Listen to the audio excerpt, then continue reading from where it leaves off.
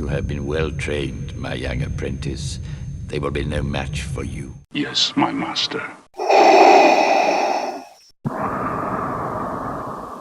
Hello and welcome everybody to another episode of the Chance Cube's game commentary videos. This week we're trying something a little different. We actually recorded a tabletop simulator game. So it is between Matt from the Chance Cube and I, so let's get into this game.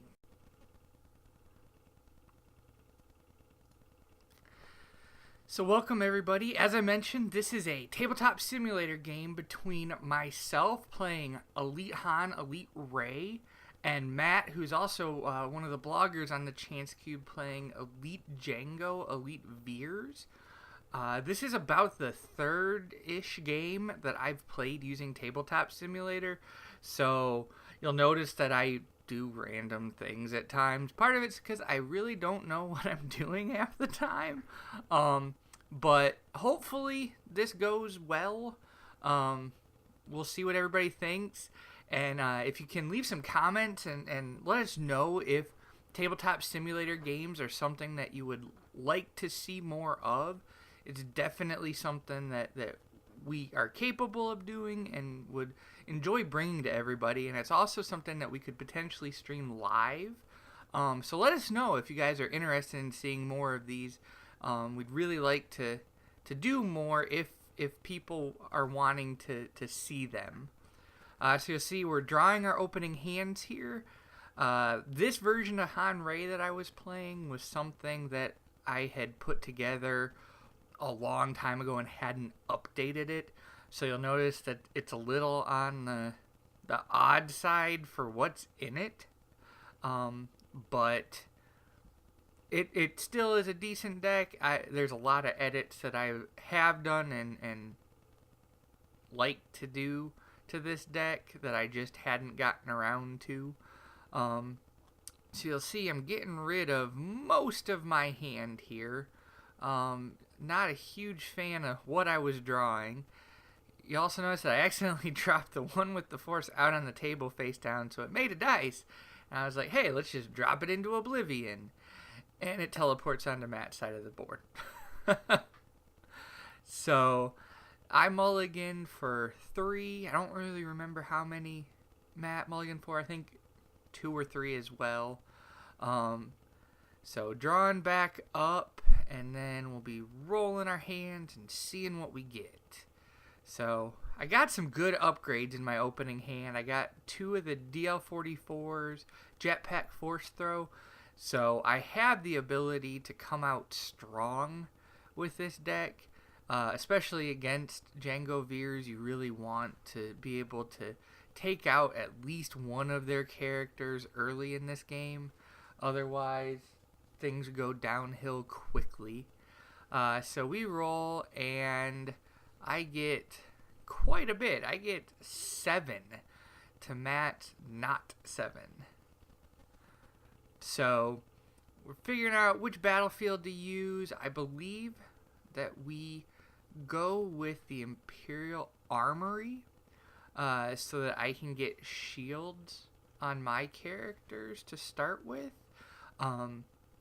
In this version of the deck, I knew I wasn't running Second Chance. Normally I would. So choosing his over mine isn't a huge drawback. So see, I put the 2 shields on Rey, knowing that Han is eventually going to get shields naturally because of the ambush cards that I have in my hand. So I'm not too worried about getting shields on Han necessarily early in the game. I'd rather have them on Rey. So I play Scavenge here to discard the top 3 cards of my deck, and put, I don't remember which ones I put into my hand. You'll see I'm trying to figure out how to actually draw cards. As I said, I'm rather new to the whole tabletop simulator thing, so sorry for the learning experience that I'm going through on the fly here. So I get an unpredictable, excuse me, one of these days I'll learn how to use this. Come on, me.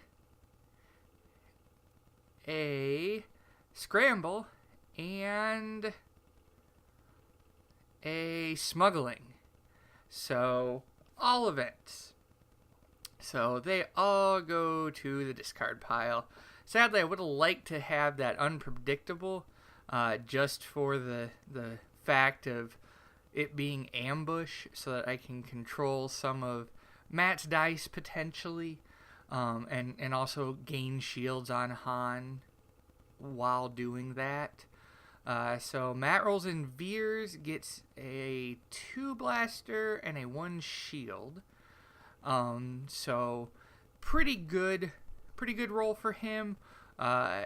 Since he'll probably be able to play or to roll in eJango off of whatever I end up doing, he can potentially chain in a lot of range damage here, which is not necessarily what I want him doing. And I get a discard and a modified melee side. So in comes eJango, and he gets a blank, and a 1 range. So the least bad that could have happened, technically he could have rolled all blanks, but 3 damage is not nearly as bad as it could have been. So he puts all of that into Rey. 2 of it's absorbed by the shield, so she ends up taking 1 damage. So I'm trying to figure out what to do here. I have some options. Most of Han's good dice sides are pay sides, but he also has a solid just 2 range sides. So I end up throwing a jetpack on him, just as a way to get more dice out. It looks like Rey is going to be the primary target here, so loading up on Han is a better option at this time, because he can either switch his target and start trying to go for Han now, or he can just continue on Rey. So we see he rolls 3 more range damage here, all one side, so a little bit of a threat coming into Rey here, but not quite as bad as the dice could have rolled into. So I roll in Han, and I get a disrupt, a resource, and a 2 range side. So pretty good roll for me. Matt ends up putting 3 more damage into Rey, so she has 6 health left. She's not looking too hot, but I have 3 cards left to reroll. Matt's used all of his dice up, so there's not a lot he can do here. So I discard in order to reroll. I end up keeping the 2 range side on Han and rerolling everything else. I get a 2 shield, a melee, a blank, and a resource. The resource is potentially good, as it'll let me have enough to pay for one of my 3 cost upgrades next turn. Matt, I think, claims here, since I don't think he has anything to do. So I resolve the 2 range damage into eJango. And we see Matt actually claims here and is able to put a blaster pistol on eJango, so making him even more of a threat to me. I discard the force throw in order to re-roll the Han dice, the jetpack, and the resource side from Rey. I'm trying to just get some heavy damage output here. That dice is cocked, so I drag it off, re-roll it, and get a resource. So I have the modifier side on that jetpack, and I have 3 total damage here on Rey, so I end up doing 3 more damage to eJango. So a pretty good turn for me so far, being able to load up 5 damage on eJango.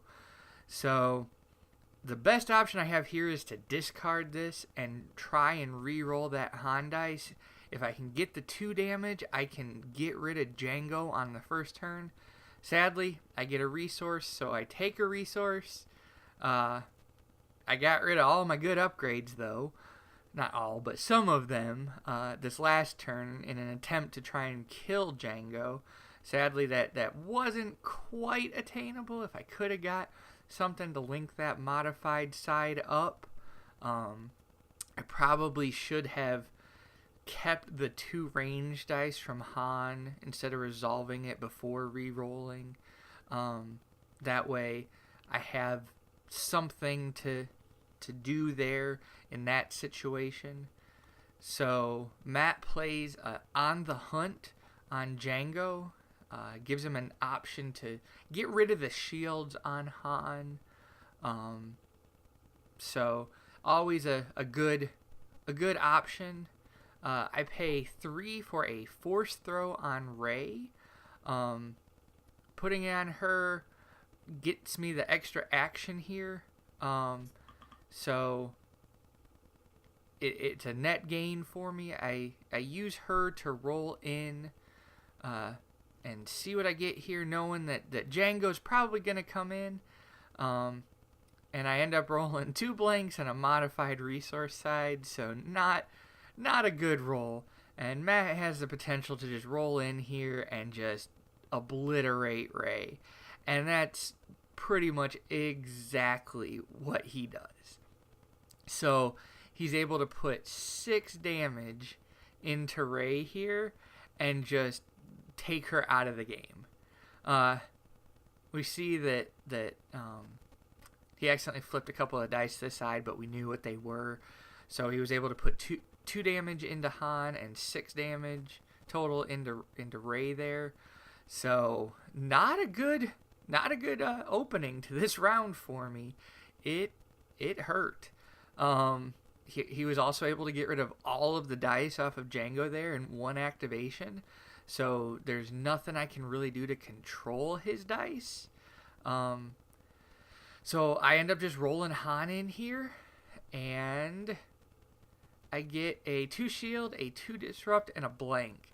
So the shield dice is decent right now, mainly because it gives me protection against whatever he rolls in here with eVeers. So eVeers is able to roll in. He gets 4 range damage. So not something that I want to take. And having the unpredictable in hand means that I can have him re-roll the range side. Hopefully not getting the range side again, so that it can't pair up with that modified side. I also gain a resource or a shield here on Han because the card had ambush, and we see that he rolls in the other modified side, so not too good. Those are some pretty bad sides to have in combination with one another. I reroll Han here, and I get the 3 modified and the 2 range side. So unless Matt has a way to get rid of these dice, I can take out eJango. So he plays Tactical Mastery to get 2 more actions, plays He Doesn't Like You to get rid of the 3 modified side, and then he plays a second copy, or actually no, he plays a copy of Scramble to re-roll all of my dice. And I get a 3 for 1 and a resource disrupt. So no way I can pay for it since I have no resources. So I discard to re-roll again. And I get a 2 ranged and a resource. So I can put a few more damage into eJango. Not quite enough.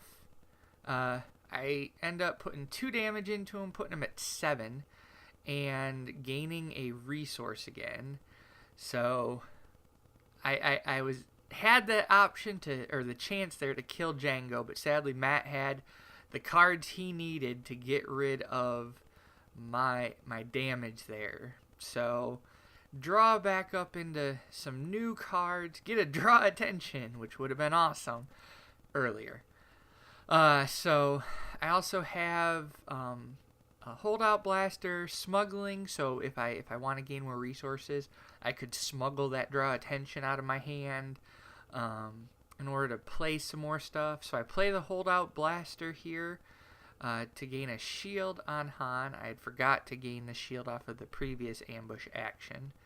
And for the extra action that I got, I believe I used Hunker Down here to put 3 shields on Han.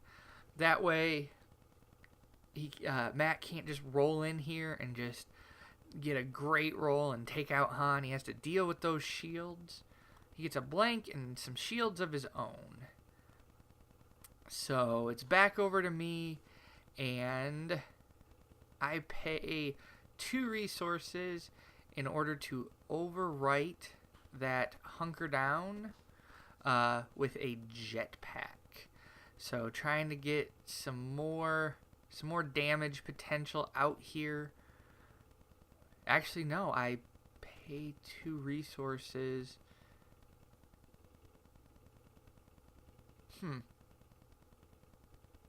I don't know what I was doing there. That was odd. Oh well. I guess I potentially hadn't deleted my resources from the previous turn. So here I do end up overwriting the Hunker Down with that jetpack. Have 1 card left in hand, so not many options to re-roll here. And Matt still has a hand of 4, and he hasn't gotten eJango rolled in yet, so looking like it's gonna be a pretty bad day for Han if I don't have a way to roll enough damage here to deal with eJango. So my best option is for eJango to roll bad, Han to roll good, and I think actually what happens is Matt passes, trying to stall out and force me to roll in Han, and I end up passing right back. There's not really a reason for me not to pass there. I was able to get out all of the things I needed without taking too much of a hurting from Matt's dice there. So when all is said and done, sometimes passing is the correct option. Because otherwise he could have came in with eJango and really done a lot of damage to Han here. So I activate Han, roll in the dice, and get a ton of range damage. So that means that I have the ability here to kill eJango. However, eJango also gets to roll back in. So Han could really be in for some hurting if he's able to roll good here. And we see that he rolls pretty decently on eJango. He gets enough range damage to really put a big smack into Han, and there's not a whole lot that I can do about it since it's still his turn because of the eJango activation. So he gets through all of my shields here and is able to put 3 more damage into Han. So Han is sitting at 7 damage, so he had a huge hit right there. So now I need to resolve these dice here and get rid of eJango. Fortunately, I can do that because he has 3 health left and 2 shields. So that means I need to do a total of 5 damage to him. So if I use the 3 for 1 and the 2 modified side, it'll let me kill eJango, and then I'll be able to put another 5 damage into eVeers here. So when all is said and done, we're trading some pretty big hits here, but I'm looking pretty bad because he's able to do enough damage to Han to really get rid of stuff, and he has redeploy on that holdout blaster. So if he's able to claim and roll in first next turn, he can really do a lot of damage to Han. So it looks like he plays in another holdout blaster and does the damage from the F11 to Han, so putting Han at 9 total damage. So all he has to do is 1 damage to Han in order to end this match. Whereas Han still has to do a substantial amount of damage to eVeers. And I actually don't know if Matt put the damage on eVeers or not. But you see I end up claiming here. Don't really have anything to play out of my hand. None of this stuff is very good in the current setup that we have. So I'm probably going to ditch most of my hand here to try and draw into something that is going to give me some damage potential. So Infamous goes, Heroism goes, Awakening goes. All these cards just aren't what I need right now. And in Destiny, that's kind of one of the things that if a card's not doing something for you and you're getting down to the end here, pitch it. I'm not playing against a mill deck.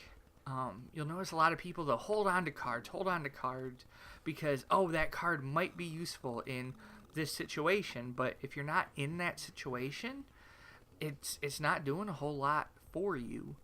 The shoot first, on the other hand, is very good because it'll let me, if I activate Han, roll him in, and be able to get a lot of damage in quick. So you see, I overwrite the jetpack with a holdout blaster, primarily to gain a shield here. It allows me to have a little more effective health in the long run. It also gives me more options for unmodified damage sides, which is what I need. We see Matt actually puts his damage back on eVeers, so we know what he's actually sitting at. So I roll in with Han here and get 3 damage sides showing and a special on that jetpack. I also get a resource on Han, which is pretty useless right now. I don't really need a lot of resources currently. So the best thing I can do here probably is to re-roll and hope that Matt doesn't get enough to just take out Han. And we see he gets a 2 modified and a 2-for-1 side. Fortunately, as I mentioned, I have that shoot first in hand, and I'm able to pay the resource to resolve one of my dice sides in order to get rid of one of his dice sides. So I put the 2 damage into eVeers here, and I get rid of the 2-for-1 damage side. So it keeps him from being able to just take me out. He's going to have to re-roll his dice here in order to do enough damage. And eVeers is 2 health away from death. So both of us have a couple extra actions that it's going to take. I also get the extra shield on Han, which is really nice from the shoot first. And because of that ambush action, I actually discard to re-roll. So it puts Matt in a position where he has to be able to get enough actions in to kill Han if my roll here is good. And my roll here is atrocious. I get 2 blanks, a disrupt, and I have the 1 melee damage still sitting there. So Matt rerolls and gets all of the modified sides you could ask for, but doesn't have any side to link them together. So it gives me the option to reroll again here, and this time I get damage, and I get more than enough damage. So Matt has to be able to control at least 3 of my dice here. So he plays a comlink, which is the exact thing he needs in order to control these dice. So he has me re-roll them all, and I roll just as good. So the one card he had that had the option to save him can just be a downfall, especially comlink, since it's re-rolling the dice. You just never know what your opponent's going to get. So in the end, the Han Rey deck was able to pull out a super close victory there. And, you know, it was a well-played game by Matt, and it came down to the last couple activations. So hopefully everybody enjoyed this game on Tabletop Simulator. If you did, please leave a comment. Let us know. We'll try and do some more Tabletop Simulator games. Also, if there's a specific deck that you want us to try out, either on Tabletop Simulator or even in person, in some of the games that Chase and I and others have been playing, please let me know. I'm always looking to try something different and to play a deck that people want to see. So that's it for this week, guys. And that concludes another one of the Chance Cubes gameplay videos. As always, thank you for watching. If you enjoy the Chance Cubes videos and you want to get more from us, please visit us at thechancecube.com. You can also join us and like us on Facebook at The Chance Cube, or you can follow us on Twitter at The Chance Cube. Till next time, everybody, may the Force be with you.